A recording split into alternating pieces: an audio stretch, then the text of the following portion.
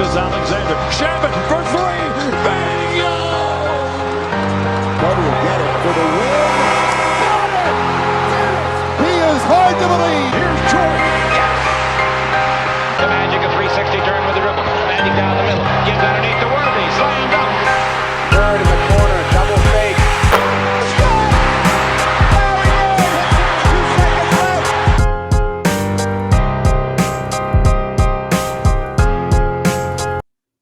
What's going on, guys? Welcome to a playoff preview.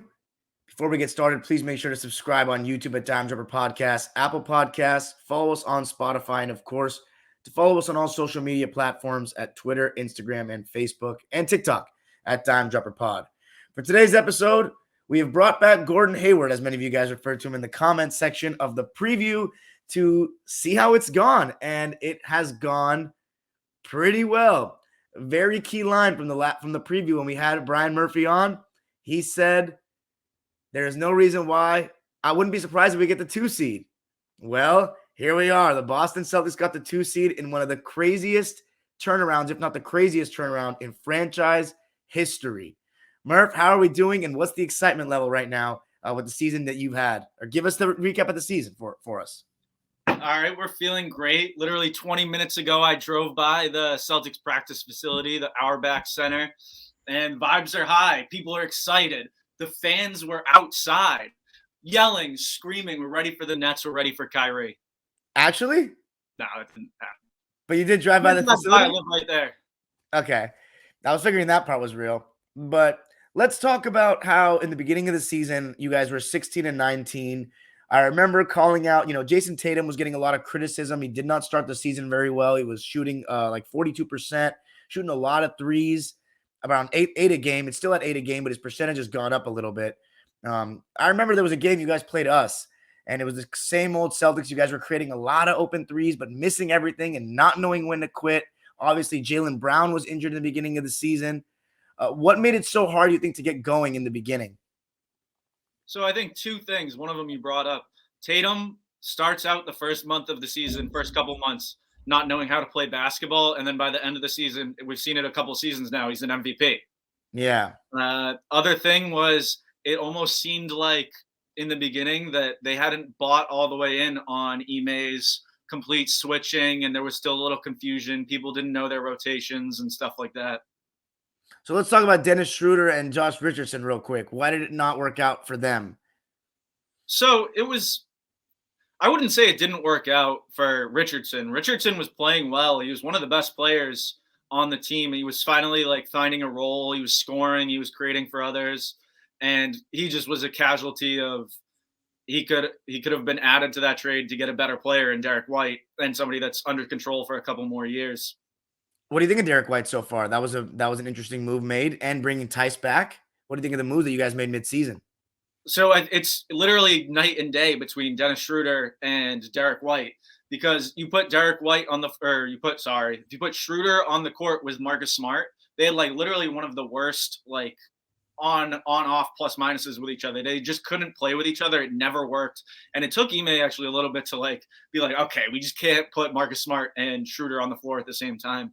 But Derek White and Marcus, they don't play together all the time, but they're able, both of them are distributors, both of them move, both of them are defensive masterminds. They can spot up and shoot too. I don't like Dennis Schruter catching and shooting, whereas Derek White is a lot more comfortable in that role. Derek White was awful from three his first month or two with the Celtics, and I think past month he's shooting over 50% from three. So there you go. That continues into the playoffs, then the Celtics are even more dangerous. Speaking of somebody who's been shooting really well from three that we didn't expect, Grant Williams. We already knew what he gave on the defensive end, but this season it's just come out of nowhere. He is shooting, Peyton Pritchard as well, 41%, and Grant Williams, 41% from three. How big of a difference has that made to his game, and obviously him hitting threes plus his defense to the team? Grant Williams was the Celtics' best three-point percentage literally the entire season up until the last day. I think Peyton Pritchard passed him. But Grant literally played himself into a role. You didn't know going into the year if he was going to have a role, and he just wouldn't stop hitting threes. I think Scal calls him the corner office or whatever. You put him in that corner, and he's close to automatic.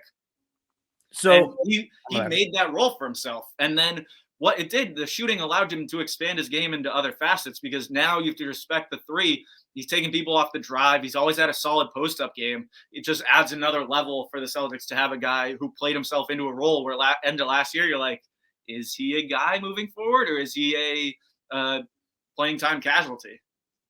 And it's something that's something else as the season wore on.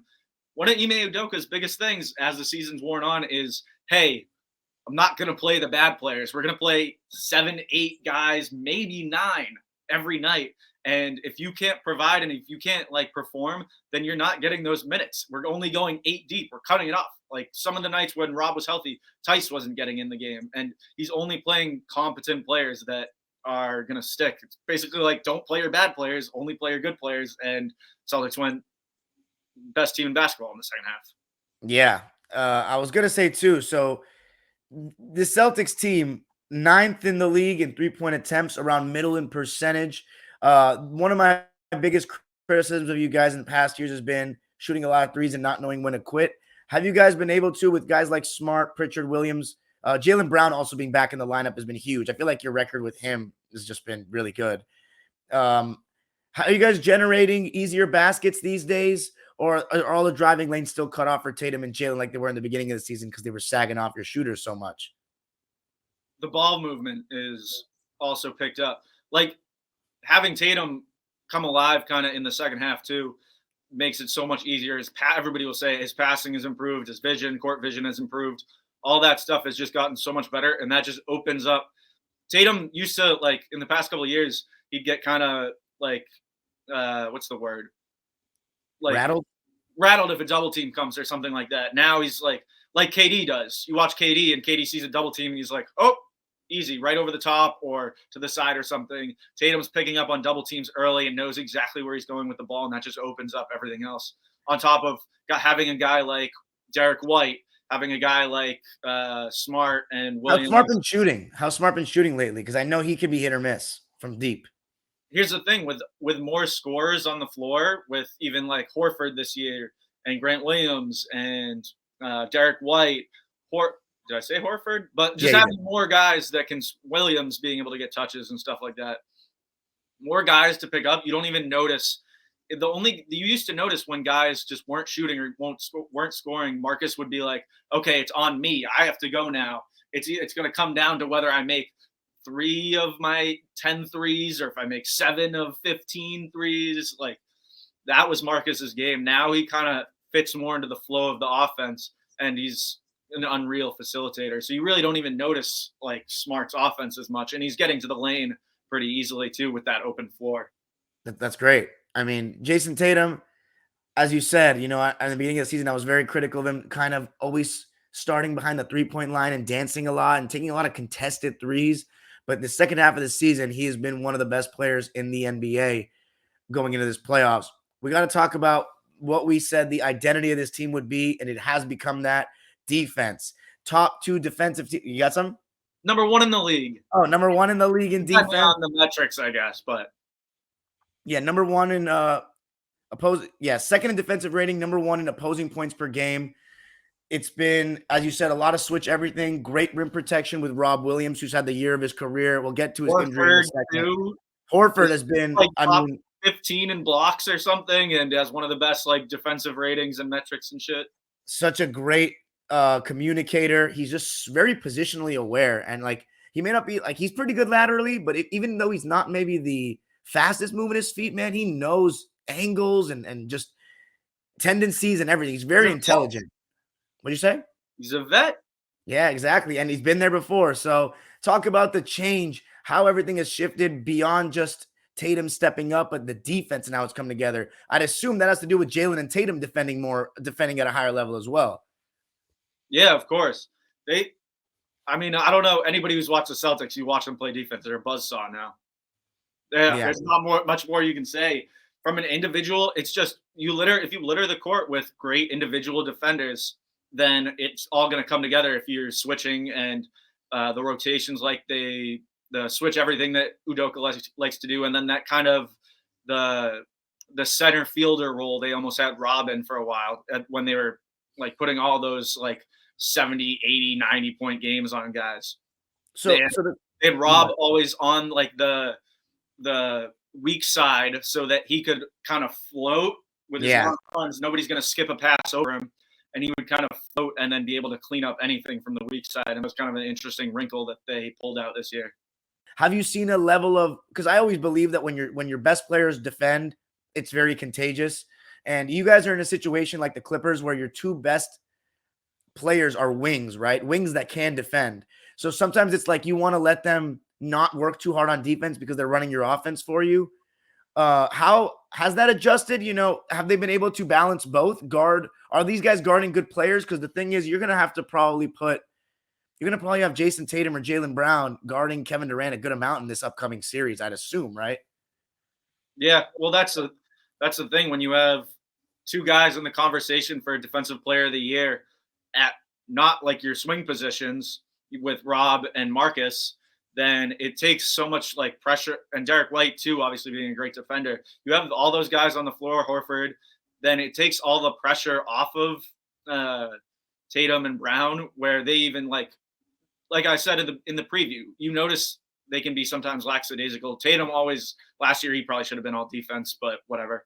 And Jaylen, they both have the tools to be great defenders. Mm-hmm. It's just, and then if you put like a million great defenders, then it just takes the pressure off of them to do everything. That's really what it is. So you haven't seen really any step up from them individually, really? Tatum definitely, Brown also to a degree. Okay, so Tatum, I've heard a lot about Tatum leading by example on both ends in the second half of the season, and that's great. That's what you want to see from your leader. He's only 24 years old. Just turned 24 in March. Yeah, still. Just turned 24 in March. So for the first time now, you've got Jayson. Actually, no, not the first time, because in 2020, I'd say you guys were favored for a couple series, but it's just been the best leadership display we've seen from Jayson Tatum. We haven't seen any, you can argue Marcus Smart's also a leader of this team, but no Kemba Walker this time. Last time you had Kemba, you had the year before Kyrie Irving. It's really Jayson Tatum's team now, and he's done an amazing job. So now let's get into, by the way, Derek White's been a good, I don't know his defense. I don't watch him every night. He's been a good defender. I don't know. He slides in perfect. Just another, we went Isaiah to Kyrie to Terry. Terry was there, obviously. Kyrie, Terry, and Kemba. And none of those guys, Tyrese was fine, but yeah, the other guys. Having Marcus Smart and Derek White in the backcourt, big, physical, like monster defenders, is just such a difference. And you don't have to hide anybody on defense. And it makes everything easier. Before we go on to the playoff series, I wanted to ask about two people that are going to be, I don't think Ime Udoka will win Coach of the Year, but I want to ask about two guys in particular, Ime's coaching job and then Marcus Smart's case for Defensive Player of the Year. He's getting a lot of shouts for it, and he's always been a great defender. Have you seen even more from him this season, or is it more that he just has better players around him now? I think I honestly can't tell you that Marcus Smart has played better on defense this year, but what it is he's being recognized because the Celtics are like the number one defense. Yeah. Number one defender, number one defense. Yeah. And now there's people building to the whole guards haven't won a Defensive Player of the Year in 20 years and stuff like that. Mm-hmm. You can see when you pay attention to NBA writers and a narrative starts to form, you can see the narrative going. Like, I don't think that Marcus Smart has played better on defense. He's always locked down on defense. He's playing pretty much the same on defense. It's just now they have the number one defense, so he's being recognized and he's been giving those props for it. But he should probably be the Defensive Player of the Year every year.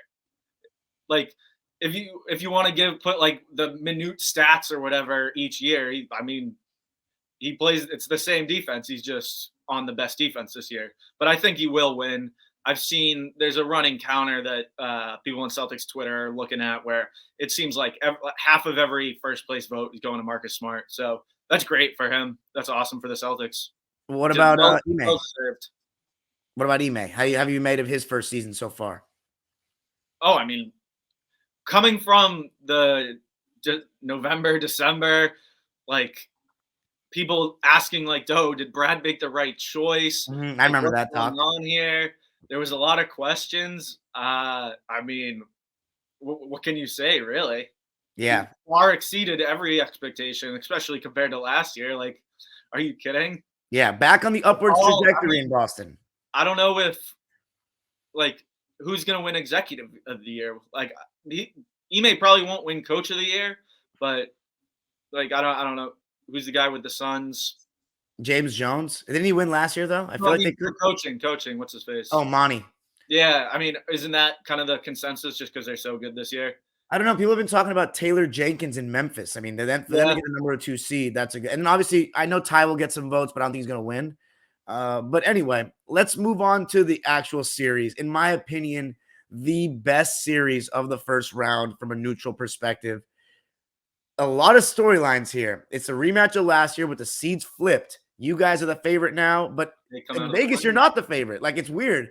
I've never seen such a thing, and that's because of the weird season that your opposition has had. The Nets started out with Harden, Kyrie, and Kevin.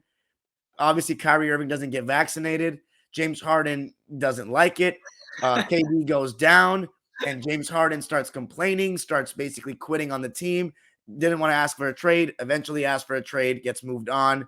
Kyrie returns right before James Harden gets traded. And they find a way to get the 7th seed. Yeah, just beat the Cavs the other night. Game, they get the 7. Just beat the Cavs the other night. Kyrie Irving and KD were really good, especially Kyrie Irving.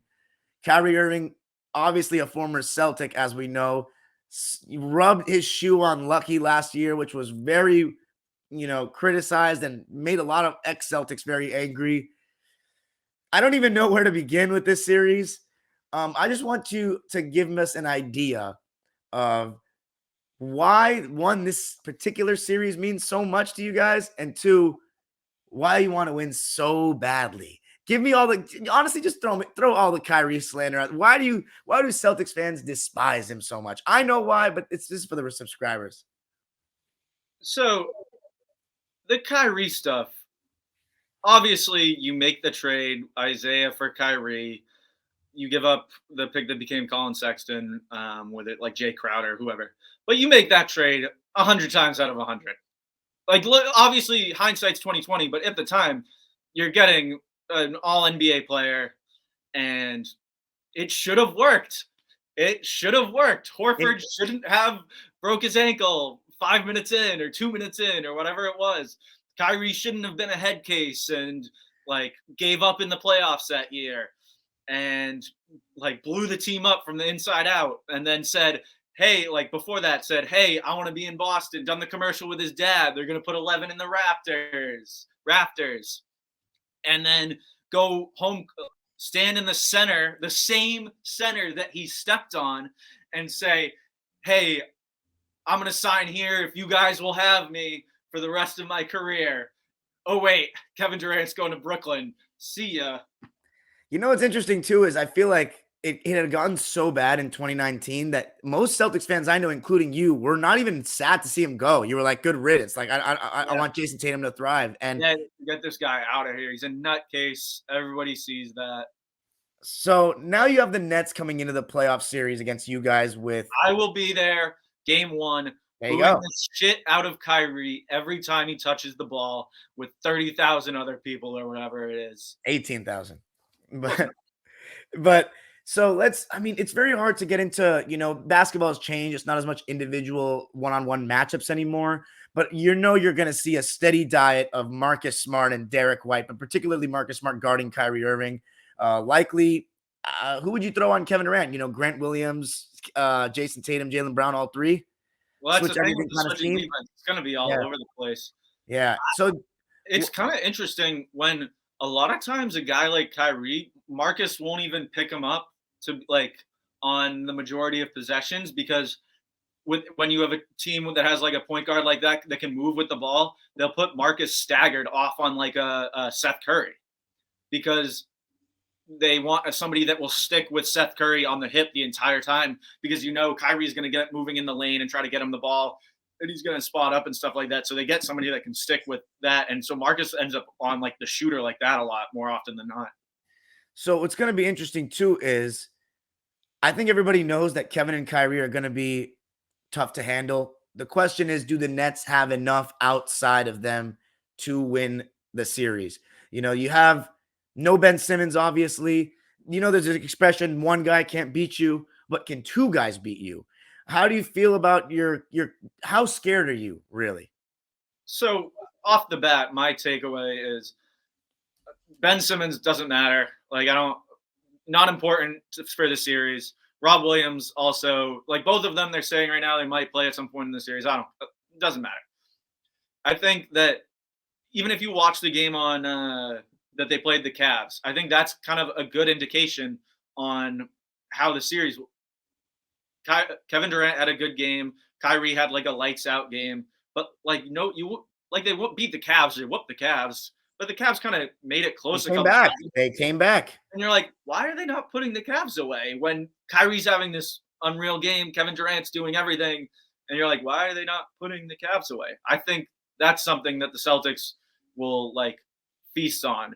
If you can it seems like with the Nets, Kyrie can have a great game. Kevin Durant can have, as long as Kevin Durant doesn't score 50 on you or something, then you live with that from those guys. And you make sure that Seth Curry's not hitting 53s and their defense is existent. The Celtics were also one of the best offensive teams. So it should be something that Celtics get out, run the break, which they did the last couple times they played the Nets. They beat them by 20 in fast break points the last couple times. So I think scoring points and just limiting everybody else, and it's a quick series. That's one thing you're going to probably see from Ime. It's going to be let Kyrie and Kevin get theirs, but limit the rest. The thing is, let's say they, it's not going to happen, but let's say they average 40 each in the series. I mean, that's just 80 points still. You're going to need more. You're going to need more. They don't have Joe Harris. So here's some stats. Joe Harris scares me more than anyone. Obviously last year in the playoffs, Kemba got hurt. Rob was out. Jalen was out. It was a team that didn't want to be there. But Joe Harris still was terrifying. He was making everything? 8 threes in 2 or 3 games. Jeez. Yeah, last year was a 5-game series, right? Tatum got one?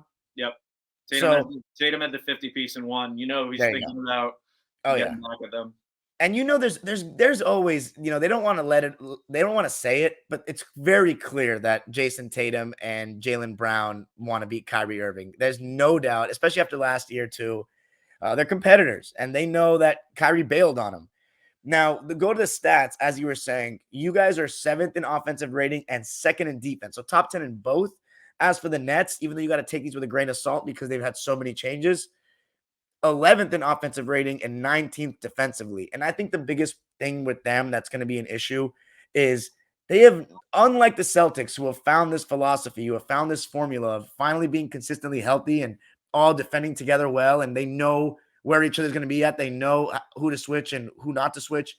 The Nets don't have that same defensive chemistry. They have not had a run of games together. Kyrie's been in and out. And I just think as a team, their chemistry is lacking. This series for them will really just come down to how well are they going to defend and how. And I know Kevin's going to defend. He defended really well the last game. Kyrie, when he wants to, can defend.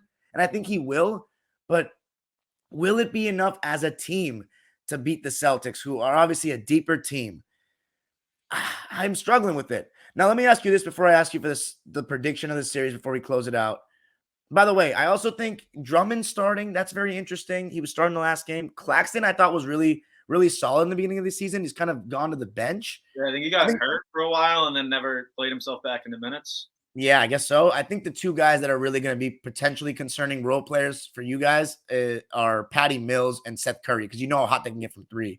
As long as you keep them in check, you should be good, especially with Joe Harris out. I mean, that would have been another shooter that would have been great for them. But before we get to the prediction. Another thought, too, is like we were saying before, the Celtics played that playoff rotation basically from January on.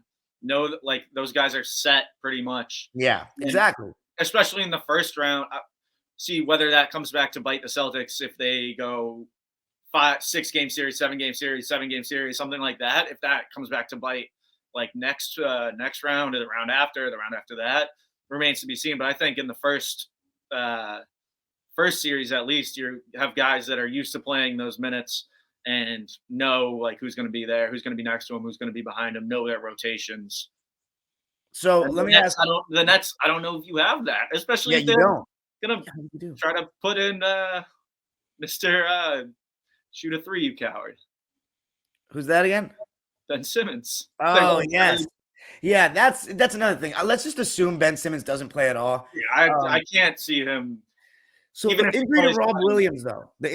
Williams, though, is a big miss. I mean, they're saying now he could come back in the series. Let's just assume you don't have him at all in the series. Obviously, you have Bruce Brown made a comment about, we're going to attack Tyson Horford, no Rob Williams. So we're going to try to attack the paint. So that's going to be really interesting to watch. Obviously, with the switch everything defense, the goal of switching everything is to not let guys get downhill and make your defense get put in rotation in the first place. So we'll see how that works out. My question is, are you confident in your bigs to hold down the fort without Rob? Yeah, I mean, like we were saying, it seems like after 7 days off from the last time the Celtics played until game 1, that should really help Horford. And then it's another 3. They play Sunday and then Wednesday, so it's another 3 days.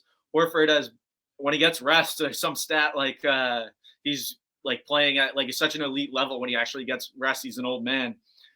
So hopefully they can hold over with Horford playing big minutes until Rob comes back. Tice is no slouch At all. He was the starting center on an Eastern Conference Finals. Yeah, team. 2020 team. That's right. Grant Williams obviously is in that role now too. But yeah, I'm sure you're going to get big Horford minutes, lots of Tice, maybe some small ball with Grant at the 5 or something weird. So let's finish it off with the prediction for the series. But I also want to ask you this for just a second too. Let's look at it from a Nets perspective, Nets fan. Do you think they have those? Those exist? I guess they do. There's no way. Kyrie Irving and Kevin Durant are healthy. They have the two of them for a playoff series, assuming neither of them get hurt. Is there an excuse that they haven't got the chemistry to not beat the Celtics team? Because the thing is, they've got the best player in the series, I believe. If they wanted to get chemistry, there's a good way to do that. Kyrie could have got a shot. Well, now let's we know he didn't do it, so we just gotta look at it right now. Is there an excuse for them that because Kyrie didn't get the shot, that that they're not expected to beat the Celtics because they're the 7th seed? Or do you think that if you're Kevin and Kyrie, you got to say we got the first best player in the series and probably the 3rd? Although Jaylen Brown, Kyrie Irving, it's it depends who plays better. I think Kyrie is great in his role, but Jaylen obviously gives you more defensively. What do you think if you're a Nets fan? I know it's hard for you to imagine not in the Celtic position, but what do you think? Nationally, I think it might be a little lighter. People might try to make excuses for them and stuff like that. I know from Celtics fans, they're going to get slandered heavily. Oh, you guys are going to have a field day. Lose, draw. Celtics are going to slander. Celtics fans are going to slander them. But Nets fans, I'm sure if they exist, they'll come up with some excuse. Yeah. I'm going to think of me as a neutral if I'm going to give them an excuse. Because, I get it. You're the team around you is not good enough. They chose this. Kyrie, Kevin Durant, they chose James Harden. If they didn't want Ben Simmons, they didn't obviously. You don't think Kevin Durant had a choice in everything that happens in this franchise? He is a franchise. Imagine if they still had Jared Allen right now. I mean, that would have been huge this season instead of Harden. So anybody had Jared Allen. Yeah. So that's gave him away for free, and Houston didn't even take him. Literally. So final predictions for the series. What are we doing here? Head says Celtics in 6, where they win maybe 1 at home, and then maybe the first one back. But what did I just say? Brain says 6. Heart says 5. Okay. I don't think we sweep them. I think that you have to respect KD enough to give him 1 game.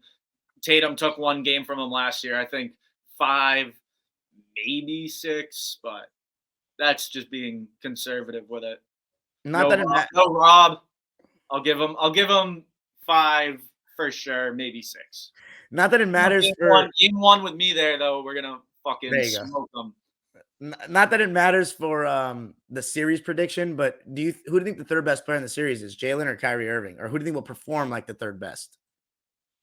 That's a good question. I mean, just because of what Brooklyn needs, like Kyrie has to be the third best. You know what I mean? Yeah, for sure. To have any semblance of a chance, Kyrie has to be the third best player.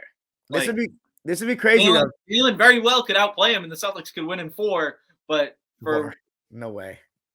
that's what I'm saying though. If Jaylen outplays Kyrie throughout the series, then like if Jaylen is averaging 30, Kyrie's averaging like 19 or something like that. Okay, that's crazy. He's gonna definitely average over 20, man. It's Kyrie Irving. Who knows? Maybe I don't know. Well, I think it's gonna be maybe the crowd gets to him on maybe he doesn't bring his whatever the hell sage or whatever. He doesn't burn his sage in the garden or something, and the vibes are off. Ooh. His Jaylen Brown. I'm actually just really excited for Jaylen Brown and Tatum to have this pressure on them. I mean, for Jayson Tatum to beat Kevin Durant-led team and a Kyrie Irving-led team in a series would be such an incredible step for him as a leader and as a star in this league. I know it's a team, but at the end of the day, the playoffs come down to your stars as well. And Jayson Tatum out beating Kevin Durant, no matter if he outplays him or not, just leading a team past him would be so big. I am going to be a little bit more generous to the Nets. I'm scared of that talent. So I'm going to go with the C's in a Game 7 rocking at the TD Garden. No Rob. I can't afford those tickets. All right. Well, Murph, it was a pleasure. It's going to be an exciting series. Maybe we'll reconvene during the playoffs, especially if you guys go past round 1. And by the way, just for anybody that knows and is watching this maybe years from now, the Celtics went for the 2nd seed. They did not tank their games like the Bucks did. The Bucks dodged the smoke. Celtics thought we're not ducking anybody, and we're going to want to have home court advantage in round 2 if we play Milwaukee. And I think that could prove big down the line. Any last words? We don't duck anybody. Feed me the Nets. Feed me Kyrie. And there we go. Celtics Nets Sunday. Murph's going to be Boo! Every time he has the ball. Boo!